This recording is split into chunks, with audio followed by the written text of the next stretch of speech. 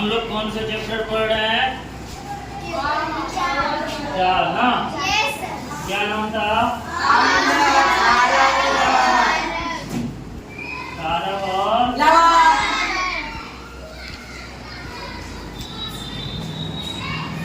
लवण, यही sir chapter का नाम ना? तो हम लोग इसमें पढ़ लिए अम्ल किसे कहते हैं, क्षारक किसे कहते हैं, लिटमस पत्र और सूचक, ये चार चीजें हम लोग पढ़ लिए थे ना?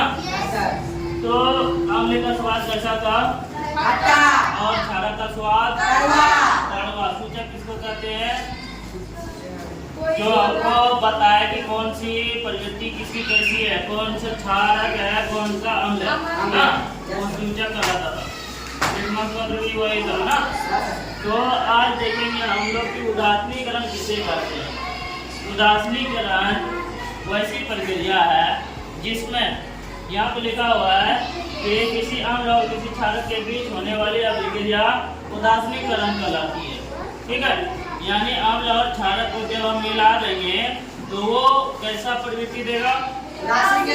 उदासीनीकरण, यानी वो उदासीन कर देता है।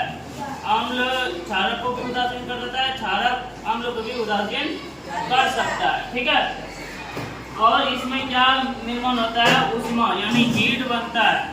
जब इस अम्ल और क्षारक को आपस में मिलाएंगे तो वो गर्म होगा। क्या होगा? गर्म होके देखना भाप की तरह निकलता है, तो वो हुआ क्या? ऊष्मा उत्पन्न होता है और साथ में क्या होता है? लवण और जल का निर्माण होता है। लवण, अब यहाँ हम लोग देखते हैं कि लवण क्या है। ठीक है, उदासीनीकरण के बारे में भी एक और चीज जान लेते हैं कि उदासीनीकरण जब हम अम्ल और क्षारक को मिलाते हैं, ठीक है, तो वो क्या होगा कि वो अम्लीय भी हो सकता है, क्षारीय भी हो सकता है और उदासीन भी हो सकता है। लेकिन अगर बराबर मात्रा में अगर अम्ल और क्षारक को मिला दें, ठीक है, जैसे अगर 50 ml हम अम्ल लेते हैं, 50 ml हम क्षारक लेते हैं, दोनों को आपस में मिला देंगे तो दोनों की प्रवृत्ति खत्म हो जाएगी, यानी वो उदासीन हो जाएगा। कैसा होगा? उदासीन। तो यहाँ पे आप देखते हैं लवण। लवण किसे कहते हैं? उदासीनीकरण अभिक्रिया में नए पदार्थ का जो निर्माण होता है, जैसे हम अम्ल और क्षारक जो मिलाए तो उससे क्या बना?